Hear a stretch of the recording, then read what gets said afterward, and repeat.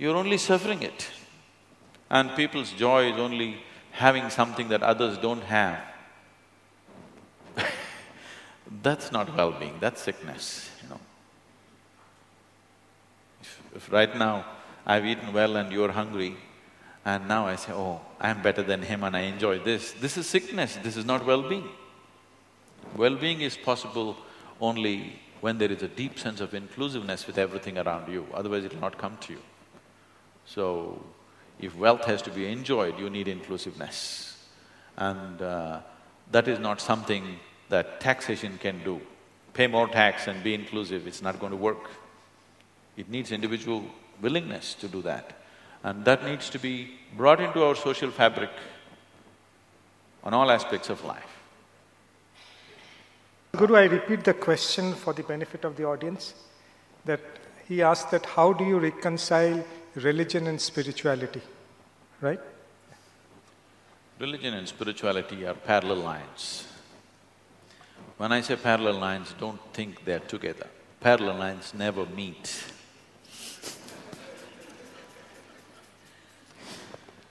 Because the moment you say, I'm religious, you refer to yourself as a believer.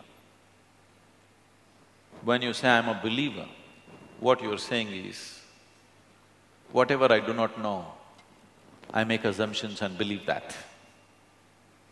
What you're saying is, I'm not sincere enough to admit that I do not know. When you say, I'm on a spiritual path, you always refer to yourself as a seeker. You can seek only if you realize I do not know, otherwise you cannot seek. So, why can't humanity learn to be straight enough? What I know, what I do not know, I do not know. What's the problem with this? But that's the biggest problem. Whatever I do not know, I assume and believe. Because my father said so, my guru said so, my book said so, or somebody said so 1,000 or 2,000 or 10,000 years ago. With all due respect to all of them, why don't you see, maybe he knew but you do not know? What's the problem? I do not know is a tremendous possibility. Only when you say, I do not know, the possibility of knowing ever arises in your life. If you destroy I do not know, you destroy all possibilities of knowing. So spiritual process is a seeking, having realized I do not know. Religion is the arrogance of assuming things that you do not know. They cannot meet, but they look similar, unfortunately. Sadhguru, you spoke about wealth generation for well-being. I think today most of us generate wealth in self-interest. And if I become inclusive, but others still stay focused on their own self-interest, whether as an individual or as an organization, won't I lose my edge? See, your ability to be effective in any given society, if your ability to run a business in any given society essentially depends on how much goodwill you have generated in that society. Doesn't matter what you want to do, whatever you wish to do, if you have half of Mumbai who really loves you and admires you, is it very easy to start off a business and run a business successfully?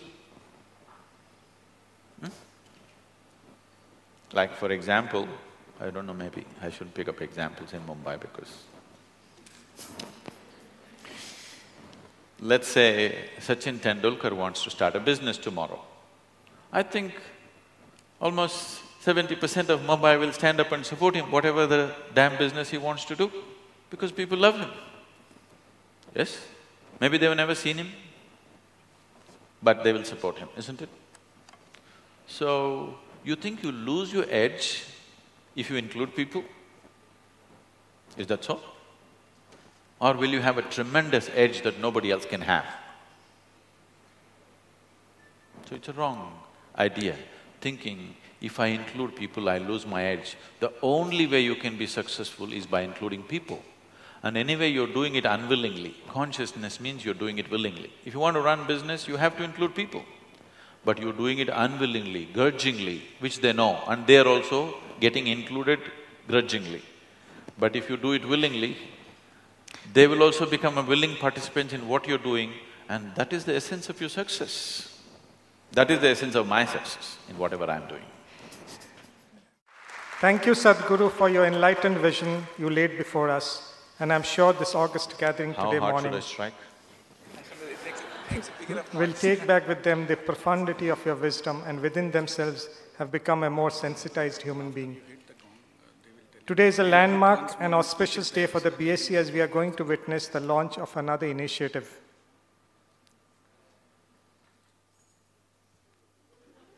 Can we start the clapping with the countdown? Today all of you must invest. 10, 9, 8, 7, 6, 5, 4, 3, 2, 1.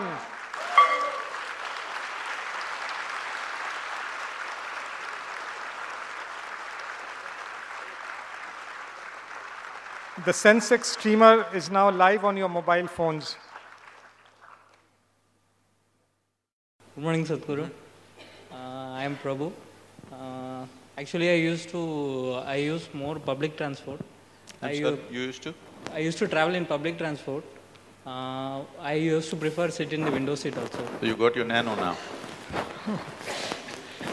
Actually, in Mumbai, while we are traveling while sitting in the window seat, when we see outside, we can see the public uses the toilet in mornings. But even in the slum areas, we can see the dish antennas there, but they don't have the proper toilets and things. People are having wealth, but they are not using it for the proper purpose. In Chennai also, in nearby Vadapalani bus stand, in order to avoid this, they started using some bad words. Said in Tamil, if your father and mother are not proper, then you will piss here. Like that stanza, they will use that. But continuously, the people are not considering that fact also. Then they used to draw the pictures of the gods there. This is But other religions will anyway pee on it. Actually, they use the all religions there. Okay. We can see the unity So there. you can choose where to do it. I just want to ask, is this a way how we are bringing the discipline to the people, or we have to use the religion in proper manner so that people should be the consciousness in order to bring the discipline into them? It's not a question of… I don't think it's a question of discipline. It's a question of being able to provide the needed infrastructure for 1.1 or 1.2 billion people. I think it's a question of unbridled reproduction